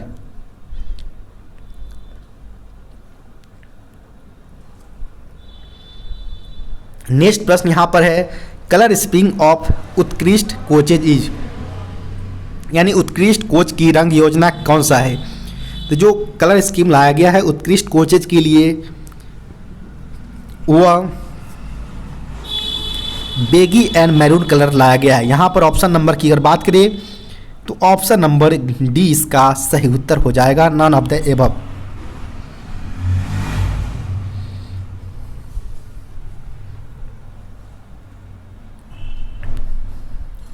नेक्स्ट प्रश्न यहाँ पर है, which file is used in wood working for sharpening of saw, यानी वुड वर्किंग में आरी को तेज करने के लिए किस फाइल का प्रयोग किया जाता है। तो जो भी वुड वर्किंग यानी लकड़ी को जो काटने योग्य जो होता है आरी, उसको जो हम शार्पनिंग करते हैं फाइल्स की मदद से, तो उसमें हम ट्रायंगुलर फाइल का प्रयोग किया जाता है। तो यहाँ पर ऑप्शन नंबर सी इसका सही उत्तर हो जाएगा। नेक्स्ट प्रश्न यहाँ पर है, plywood used for ICF coach flooring have thickness of dash mm, यानी ICF कोच के प्लाईवुड में यूज किए जाने वाले जो इसकी थिकनेस पूछा गया, फ्लोर में यूज किए जाने वाले प्लाईवुड की मोटाई पूछी गई है यहाँ पर। तो ICF कोचेज के अंदर जो प्लाईवुड यूज किए जाते हैं फ्लोर पर, उसकी थिकनेस 19 mm का यूज किया जाता है, यानी 19 mm का। यहाँ पर ऑप्शन नंबर डी इसका सही उत्तर हो जाएगा।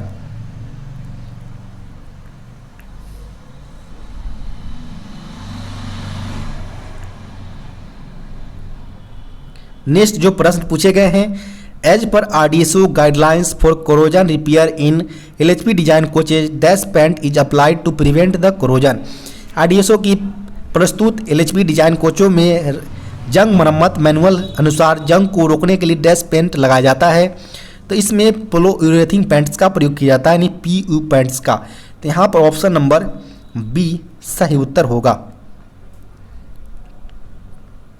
नेक्स्ट प्रश्न यहाँ पर है, the measuring instrument use to measure gloss of the paint surface is, यानी पेंट की सतह पर की चमक को मापने के लिए यहाँ पर बोला गया है ग्लो जो मेजर किया जाता है पेंट की सतह को मापने के लिए डैश उपकरण का प्रयोग किया जाता है। तो इसमें ग्लासोमीटर का प्रयोग किया जाता है gloss of the paint surface को मेजर करने के लिए। तो यहाँ पर ऑप्शन नंबर ए इसका सही उत्तर हो जाएगा, ग्लासोमीटर। नेक्स्ट प्रश्न यहाँ पर है, least count of metric micrometer is, यानी मीट्रिक माइक्रोमीटर की अल्पतांक लिस्ट काउंट की डैश mm होता है। तो यह होता है 0.01 mm। यहाँ पर ऑप्शन नंबर की अगर बात करें तो ऑप्शन नंबर बी इसका सही उत्तर होगा। नेक्स्ट प्रश्न यहाँ पर है, how many brake disc are fitted on one axle of the LHP coaches, यानी एक LHP कोचेज के एक एक्सल पर कितने ब्रेक डिस्क लगे होते हैं। तो यहाँ पर हमारा एक एक्सल है, यहाँ पर दोनों तरफ हमारा चक्की होते हैं, इसके बीच में हमारा एक एक्सल लगे होते हैं, यानी टोटल हमारा 2 ब्रेक डिस्क का प्रयोग किया जाता है एक एक्सल पर। तो यहाँ पर हमारा उत्तर जो होगा वह बी इसका सही उत्तर होगा 2 की संख्या में। और यह जो ब्रेक डिस्क बना होता है वह ग्रे कास्ट आयरन का बना होता है और इसका जो डायमीटर होता है व्यास वह 640 मीटर और थिकनेस जो होता है वह 110 होता है, यानी 110 mm होता है। जब यह 96 mm पर आता है तो सर्विस से हम कंडम करते हैं। और जो ब्रेक डिस्क के ऊपर फिंस यानी गैप प्रोवाइड होता है वह कूलिंग पर्पस के लिए प्रोवाइड किया जाता है। नेक्स्ट प्रश्न यहाँ पर है, wheel profile is checked with dash gauge to ensure the profile dimensions are the within the permissible limits, यानी व्हील के प्रोफाइल को डैश गेज से जांच किया जाता है ताकि यह सुनिश्चित हो सके कि प्रोफाइल के डायमेंशन अनुमेय सीमा के भीतर है। तो जब भी हम प्रोफाइल व्हील की जब चेक करते हैं जो कि परमिसिबल लिमिट के अंतर्गत है या नहीं है, इसके लिए हम टायर डिफेक्ट का गेज का मदद लेते हैं, यानी ऑप्शन नंबर यहाँ पर बी सही उत्तर होगा। यानी टायर डिफेक्ट गेज की मदद से हम thin flange, deep flange, radius too small at root of flange, sharp flange, flat surface, इस सारे को हम मेजरमेंट करते हैं और इससे हम पता लगाते हैं कि जो हमारा व्हील है वह सर्विसिबल यानी परमिसिबल लिमिट के अंतर्गत है या कंडम कर सकते हैं हम इसको। यहाँ पर option number B tyre defect gauge इसका सही उत्तर हो जाएगा। नेक्स्ट प्रश्न यहाँ पर है, for maintenance and repairs procedure of wheel and axle which RDSO technical pamphlets is used, यानी यहाँ पर व्हील और एक्सल के मेंटेनेंस करने के लिए कौन से हम RDSO टेक्निकल पैम्पलेट का प्रयोग करते हैं कोचिंग के केस में। तो कोचिंग के केस में हम C7907 का हम टेक्निकल पैम्पलेट्स का प्रयोग करते हैं मेंटेनेंस ऑफ व्हील और एक्सल के लिए। यहाँ पर ऑप्शन नंबर की बात करें तो ऑप्शन नंबर हमारा बी इसका सही उत्तर होगा। नेक्स्ट प्रश्न यहाँ पर है, permissible variation in wheel tread diameter for 4 wheeled trolley ICF in the same trolley is dash mm, यानी 4 व्हील ट्रॉली ICF में एक ट्रॉली में व्हील ट्रेड व्यास में परमिसिबल अनुमेय भिन्नता डैश mm तक रखी जाती है। यहाँ पर सेम ट्रॉली में पूछा गया है व्हील डायमीटर में डिफरेंस और ICF कोचेज के अंतर्गत। तो यहाँ पर अगर बात करें तो सेम एक्सल पर हमारा 0.5 mm, सेम ट्रॉली या बोगी में हमारा 5 mm और सेम कोच के अंतर्गत अगर बात करें तो 13 mm का परमिसिबल लिमिट रहता है व्हील डाया के डिफरेंसेस में। यहाँ पर हमसे सेम ट्रॉली पूछा गया तो 5 mm इसका सही उत्तर हो जाएगा ऑप्शन नंबर ए।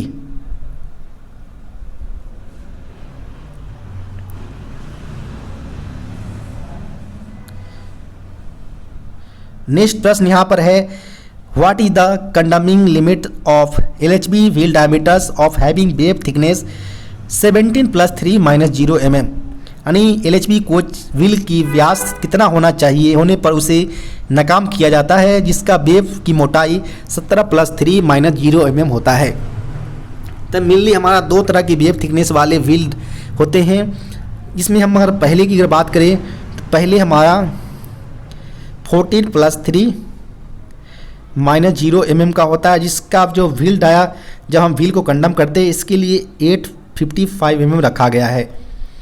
वहीं जो 17 + 3 - 0 mm वाले वेव थिकनेस के लिए हमारा जो व्हील डाया का कंडमिंग लिमिट है वो 845 mm रखा गया है। यहाँ पर हमसे 17 + 3 - 0 mm बोला गया है, इसके लिए 845 mm wheel dia condemning limit हो जाएगा, जो कि ऑप्शन नंबर सी में है। तो यहाँ पर ऑप्शन नंबर सी हमारा सही उत्तर होगा। नेक्स्ट प्रश्न यहाँ पर है by tempering process dash increases in the metal. And tempering प्रक्रिया से धातु को का डैश बढ़ जाता है। जब भी टेम्परिंग किया जाता है मेटल का तो इसका जो स्टिफनेस होता है वो इंक्रीज कर जाता है। तो यहाँ पर ऑप्शन नंबर सी इसका सही उत्तर हो जाएगा। नेक्स्ट प्रश्न यहाँ पर है sole bar of LHB coaches are made with dash steel. यानी LHB कोच के सोल बार जो होते हैं वो कौन से स्टील का बना होता है। जो जब भी हमारा सोल बार का निर्माण किया जाता है LHB कोचेज के तो इसमें हमारा IRSM 41 का प्रयोग किया जाता है, जिसको सिंपली अगर बदले हम तो कॉटन स्टील का प्रयोग किया जाता है। यहाँ पर ऑप्शन नंबर की अगर बात करें तो ऑप्शन नंबर बी में दिया गया है कॉटन स्टील, तो ऑप्शन नंबर बी इसका सही उत्तर हो जाएगा। वहीं इसकी अगर थिकनेस की अगर बात करें तो इसका थिकनेस जो होता है वह 6 mm का होता है, सोल बार का थिकनेस। नेक्स्ट जो प्रश्न पूछे गए हैं इफ WSP सिस्टम यानी WSP सिस्टम में जो माइक्रो प्रोसेसर शो करता है 73 कोड्स 73 कोड जो शो करता है माइक्रो प्रोसेसर, उसको किसको इंडिकेट करता है। तो वह इंडिकेट करता है परमानेंट फॉल्ट एट सेवरल एक्सेल्स। यानी एक से ज़्यादा एक्सेल पर अगर फॉल्ट हो तो 73 कोड्स को इंडिकेट करेगा। यहाँ पर ऑप्शन नंबर बी सही उत्तर हो जाएगा। वहीं 72 के केस में यह 1 एक्सेल पर परमानेंट फॉल्ट इंडिकेट करेगा, और वहीं अगर इंडिकेटर पर अगर 99 शो कर रहा है तो यह इंगित करेगा कि होल सिस्टम जो होगा वह वर्किंग परफेक्टली कंडीशन में है। नेक्स्ट प्रश्न यहाँ पर है what is the function of solenoid valve और मैग्नेटिक वाल्व। यानी सोलेनॉइड वाल्व और मैग्नेटिक वाल्व का कार्य क्या है। तो जो सोलेनॉइड और मैग्नेटिक वाल्व है इसका कार्य है to control the entry of air pressure, यानी एयर प्रेशर की एंट्री को कंट्रोल करना होता है। तो यहाँ पर ऑप्शन नंबर सी सही उत्तर होगा।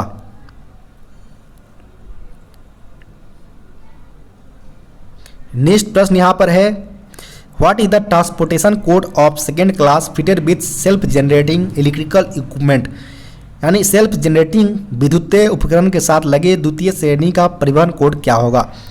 यहाँ पर सेल्फ जनरेटिंग की बात की गई है और सेकेंड क्लास की, तो यहाँ पर GS इसका सही उत्तर हो जाएगा ऑप्शन नंबर बी।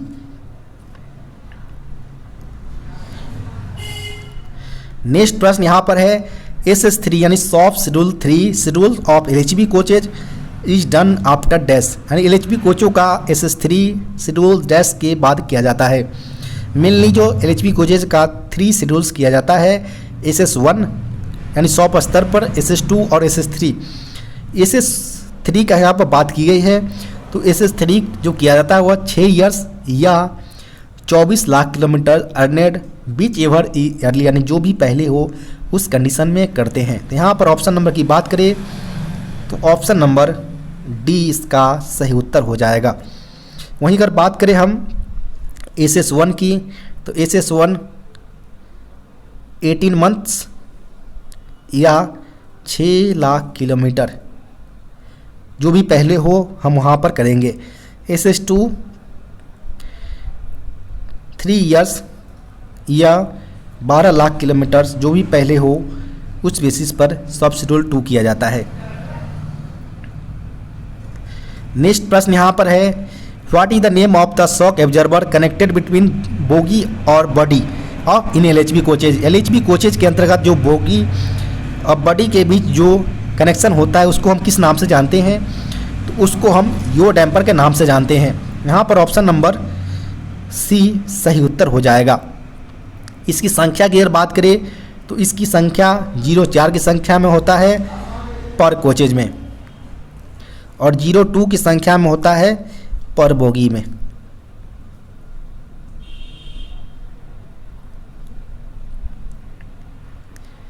नेक्स्ट प्रश्न यहां पर है, side valve of LHB coaches are manufacture from, यानी LHB कोचों की साइड वाल्व का निर्माण निम्न में से किस मटेरियल से किया जाता है। तो LHB कोचेज की अगर साइड वाल्व की अगर बात करें तो यह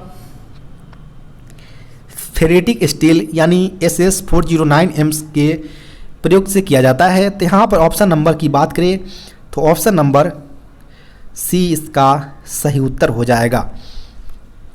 वहीं इसकी अगर थिकनेस की बात करें साइड वाल्व की थिकनेस की, तो साइड वाल्व का जो थिकनेस होता है वह 2 mm का होता है, जिसके लिए फेरेटिक स्टील यानी SS409M का प्रयोग किया जाता है।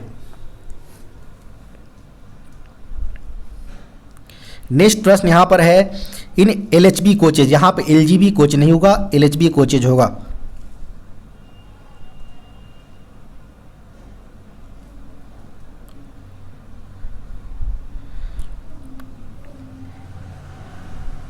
तो यहाँ पर LHB कोचेज है flex valve cable directly connected to, यानी LHB कोचेज में फ्लेक्स वाल्व जो लगे होते हैं वह सीधे तौर पर किससे जुड़ा होता है, तो वह सीधे तौर पर ब्रेक सिलेंडर से जुड़े होते हैं। यहाँ पर ऑप्शन नंबर बी इसका सही उत्तर हो जाएगा। जो फ्लेक्स वाल्व जो जुड़े होते हैं वह 202 की संख्या में फ्लेक्स वाल्व का प्रयोग किया जाता है। नेक्स्ट प्रश्न यहाँ पर है, minimum rate of air pressure required to actuate the brake accelerator, यानी ब्रेक एक्सीलेटर को सक्रिय करने के लिए आवश्यक दबाव की न्यूनतम दर कितना होता है। जब भी ब्रेक एक्सीलेटर को एक्चुएट करना होता है तो मिनिमम जो प्रेशर के रिक्वायरमेंट होता है वो होता है 5 to 3.0 kg पर सेंटीमीटर स्क्वायर इन 3 सेकेंड्स। यहाँ पर ऑप्शन नंबर की अगर बात करें तो ऑप्शन नंबर सी इसका सही उत्तर हो जाएगा।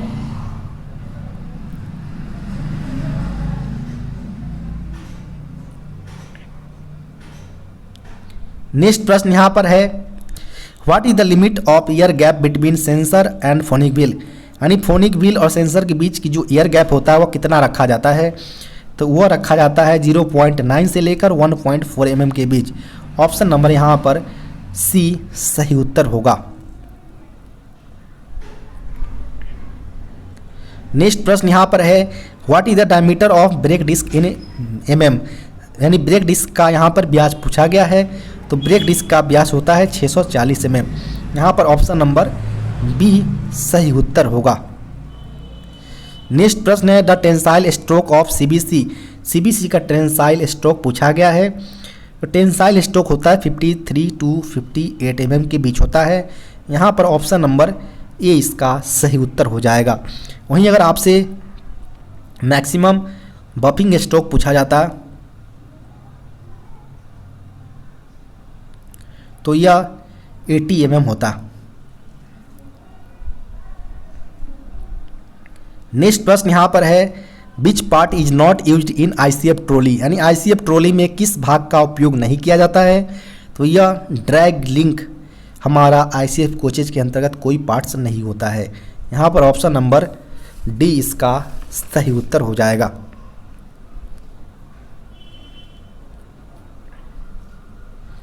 नेक्स्ट प्रश्न यहाँ पर है, what is the maximum permissible clearance between brake gear pin and bushes. Brake gear pin और बुश के बीच अधिकतम अनुमेय क्लियरेंस कितना होता है। तो जो एक क्लियरेंस रखा जाता है वो 1.5 mm का रखा जाता है। यहाँ पर ऑप्शन नंबर सी इसका सही उत्तर होगा। नेक्स्ट प्रश्न यहाँ पर है, approximate riding index of LHB coaches, यानी LHB कोचेज का अनुमानित राइडिंग इंडेक्स कितना होता है। तो जो राइडिंग इंडेक्स जो होता है LHB कोचेज का अप्रॉक्सीमेट वो 2.5 में होता है। तो यहाँ पर ऑप्शन नंबर सी इसका सही उत्तर होगा।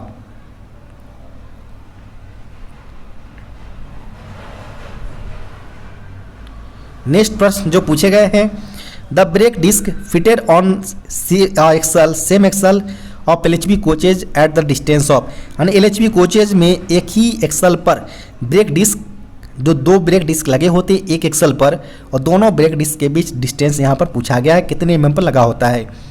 तो दोनों जो ब्रेक डिस्क पुट किए रहते हैं सेम एक्सल पर, उसके बीच जो डिस्टेंस होता है वह 1030 mm पर रखा जाता है। तो यहाँ पर ऑप्शन नंबर ए इसका सही उत्तर होगा।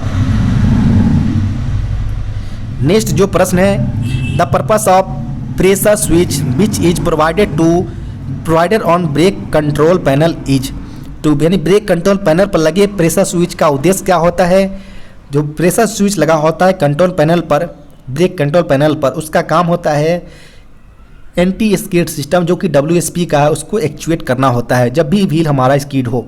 तो यहाँ पर हमारा उत्तर हो जाएगा ऑप्शन नंबर ए, एक्चुएट एंटी स्किड सिस्टम।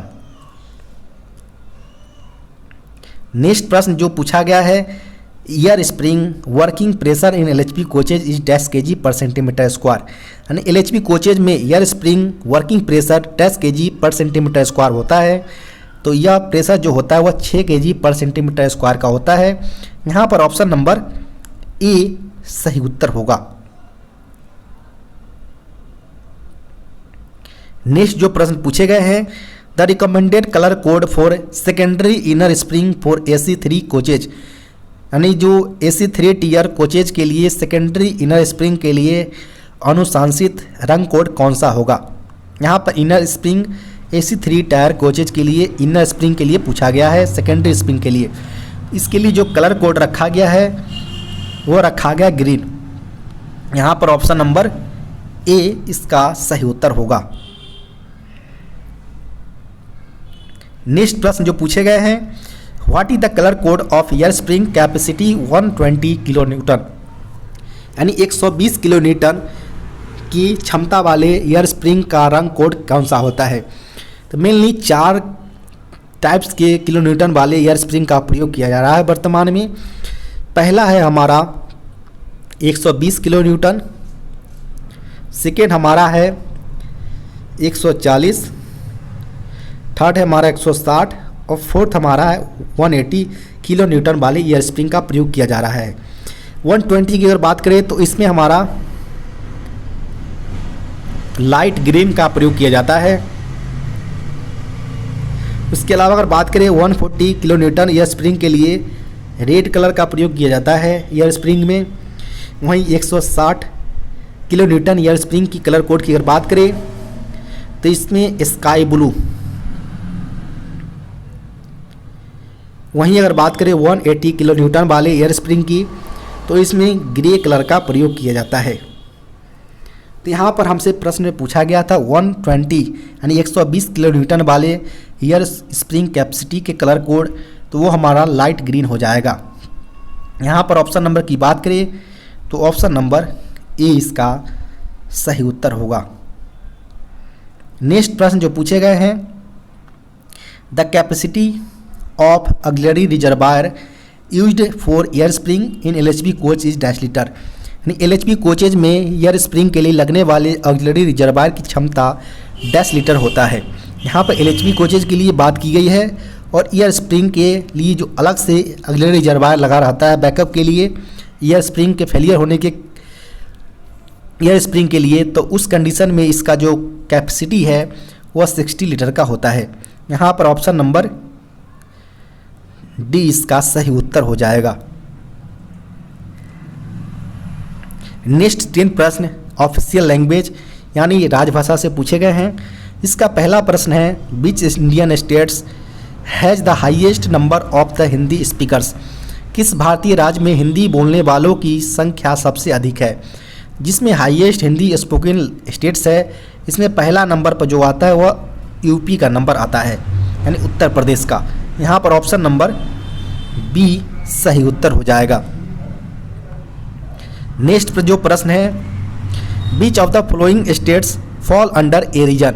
निम्नलिखित में से क क्षेत्र के अंतर्गत आने वाले राज्य कौन सा है, यानी ए रीजन के अंतर्गत जो राज्य स्टेट्स जो फॉल होते हैं, इसमें हमारा हरियाणा स्टेट सही उत्तर हो जाएगा, यानी ऑप्शन नंबर बी इसका सही उत्तर होगा। वहीं यहाँ पर जो महाराष्ट्र, गुजरात, पंजाब वो हमारे बी रीजन के अंतर्गत आते हैं। नेक्स्ट प्रश्न यहाँ पर है who is the chairman of केंद्रीय हिंदी समिति, यानी जो सेंट्रल हिंदी समिति कमेटी के जो चेयरमैन होते हैं वह प्रधानमंत्री होते हैं, यानी प्राइम मिनिस्टर होते हैं। तो यहाँ पर ऑप्शन नंबर की अगर बात करें तो ऑप्शन नंबर ए सही उत्तर हो जाएगा।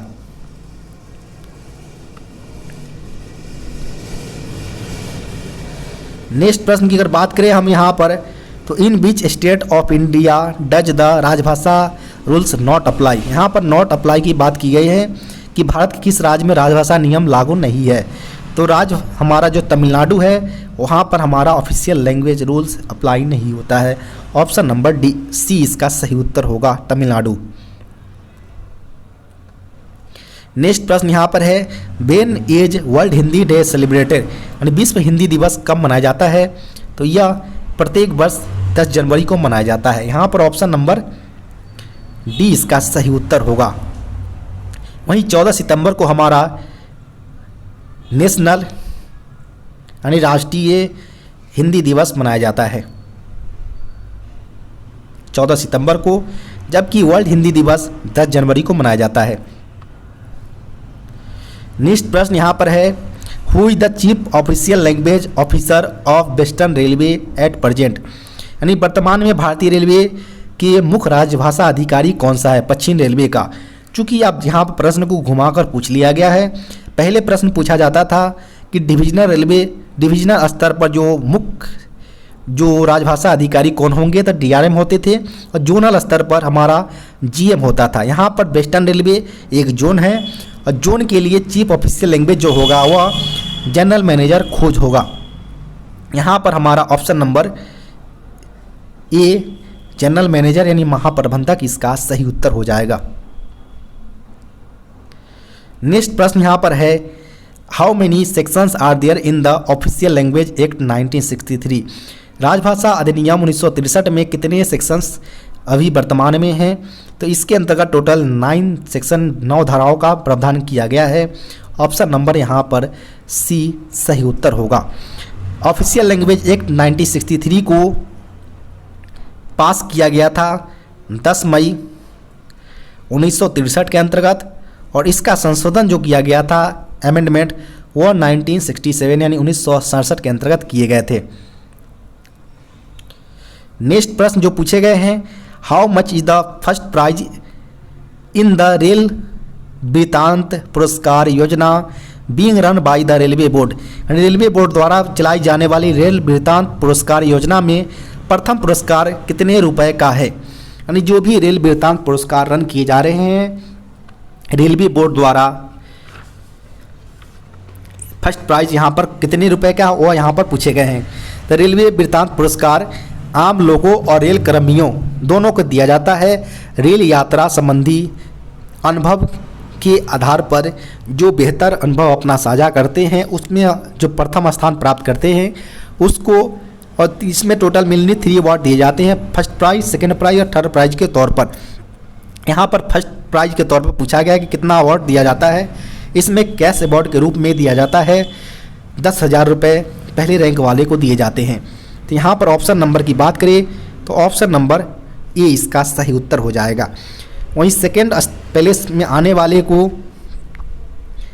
8,000 रुपये और थर्ड प्लेस वाले को 6,000 रुपये प्रोवाइड करवाया जाता है रेलवे बोर्ड द्वारा एज अ रेल वृत्तांत पुरस्कार योजना के अंतर्गत कैश अवार्ड के रूप में। नेक्स्ट प्रश्न पूछे गए हैं, how many members are there in the parliamentary committee on official language, यानी संसदीय राजभाषा समिति में कितने सदस्य होते हैं।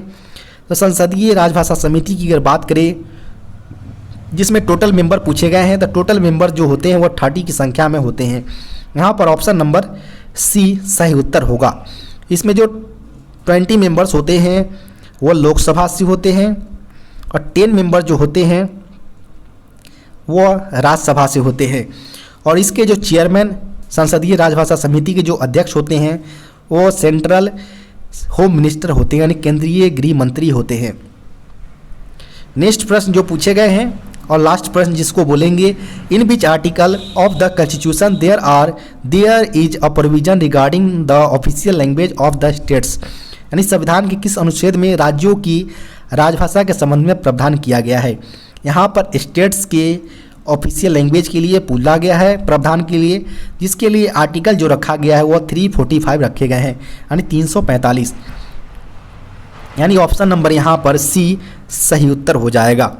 आपको वीडियो कैसा लगा कमेंट बॉक्स में बताना ना भूले।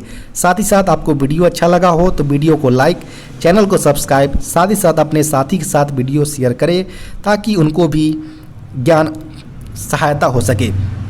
इसके अलावा भी आपके पास कोई ऐसा पेपर है तो डिस्क्रिप्शन बॉक्स में दिए गए व्हाट्सएप नंबर पर अपना पेपर शेयर करना ना भूले। धन्यवाद।